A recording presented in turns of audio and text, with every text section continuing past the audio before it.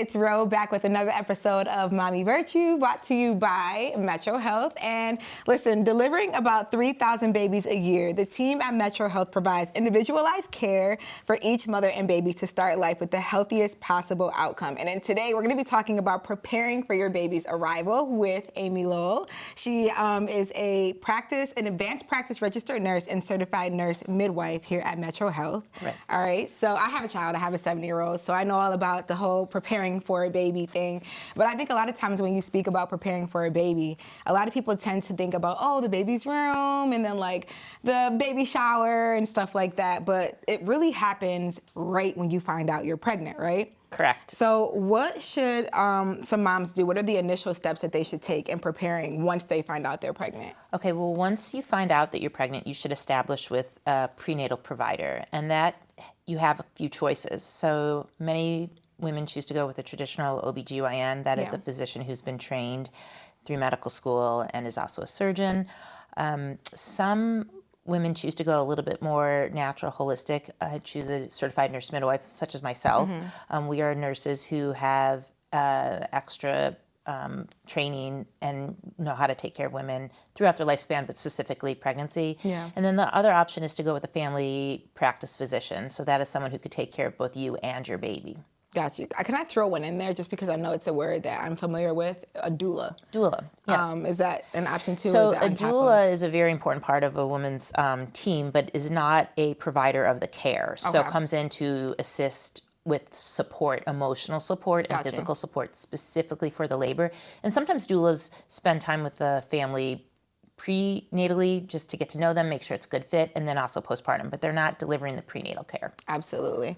Okay, now with regards to nutrition, what foods and or supplements should expecting mothers take or avoid? Additionally, are there any exercises that you would recommend or not recommend? Sure.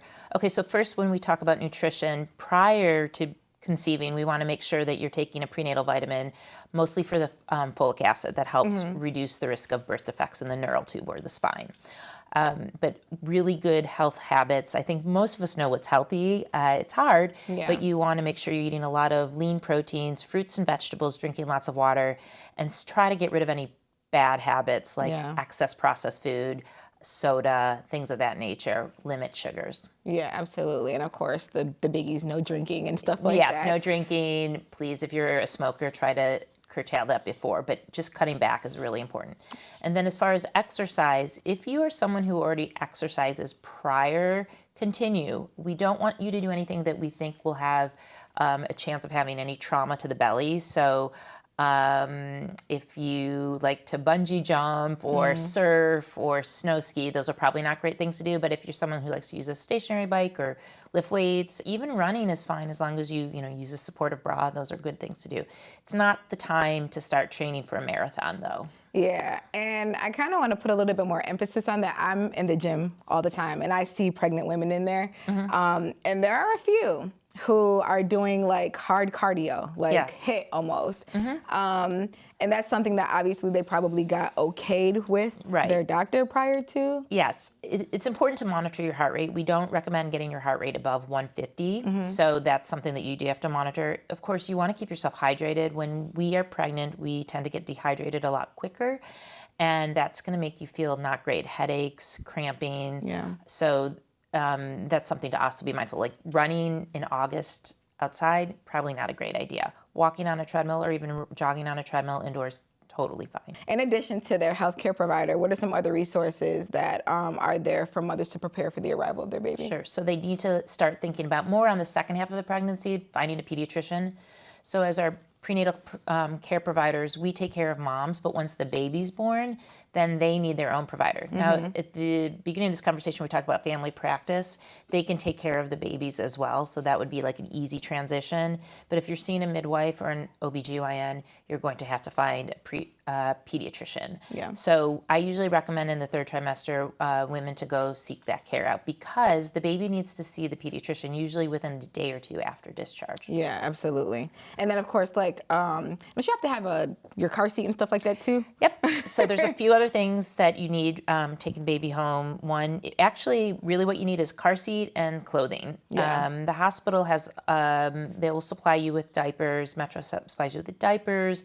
Hopefully you'll consider breastfeeding, but if you choose to bottle feed, there's formula and the items that you would need to bring to the hospital for yourself are like toiletries, but we have gowns and socks and all the things that you would need. Absolutely. What are some of the things you'd recommend expecting mothers do before they give birth?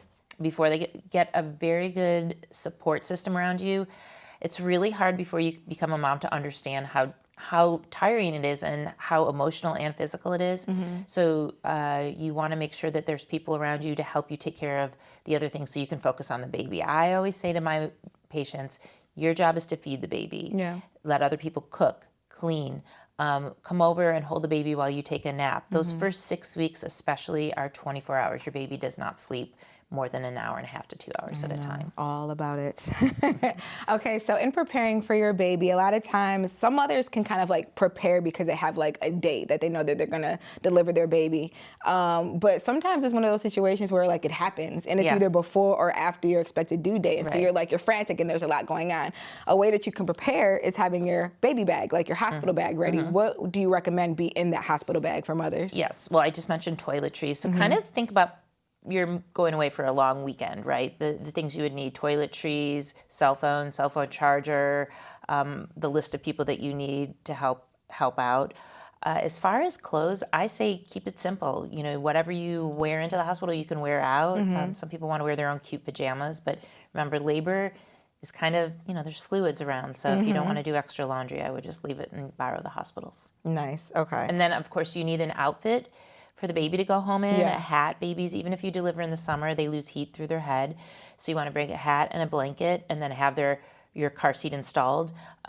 Local fire departments will install it safely for you so you don't have to worry about that. Yeah, that was something I learned before I gave birth, and I think that's such an awesome resource to have because a lot of times you think, okay, I'll just follow the directions, but just let the professionals do it, so you know it's all the way good. Now that you know, so if you are an expecting mom, go ahead and have that bag packed like now. There's nothing wrong with getting There's nothing wrong with it. Just have it ready. So that way if it is a situation where you're like, oh my God, it's happening, and you weren't really prepared, then you could just have your bag all the way ready. And remember, if you don't have it, you're going to labor a little bit at home too. So if it makes you feel more, in control to have it packed, great, but don't panic if you don't. Absolutely. What should expecting mothers do before bringing their baby home? Oh, I would say in terms of the house, like getting that ready. Yeah. Okay. So you want to find a safe place for the baby to sleep. Usually in the first 3 to 4 months, because your baby is getting up so much at night, families choose to have their babies sleep in the room with them. That would be a bassinet or a pack and play or even a crib. We do recommend that the baby does not sleep in bed with the parents. We know that increases the risk of sudden infant death syndrome. So getting a small bassinet or a co-sleeper is the safest thing for the. Absolutely. What if they have animals? What would you recommend for them preparing? Yeah, so what I would recommend is, especially if someone can bring home to for dogs and cats, whatever the baby's been wearing, like the onesie in the hospital, so that they can be prepared for that scent. And most animals are pretty good about kind of just staying away. Get in the situation, assess that. But a lot of times we see them sleeping under the cribs and things like that. But yes, taking something, a blanket, to get the scent of the baby so that they understand that they're not going to be the only ones anymore. Absolutely. The first trimester of pregnancy is always the most important to your baby's development. Contact your healthcare provider to start care right away or to find a MetroHealth women's healthcare provider near you. Call 216-778-4444. And to learn more, visit metrohealth.org/OBGYN.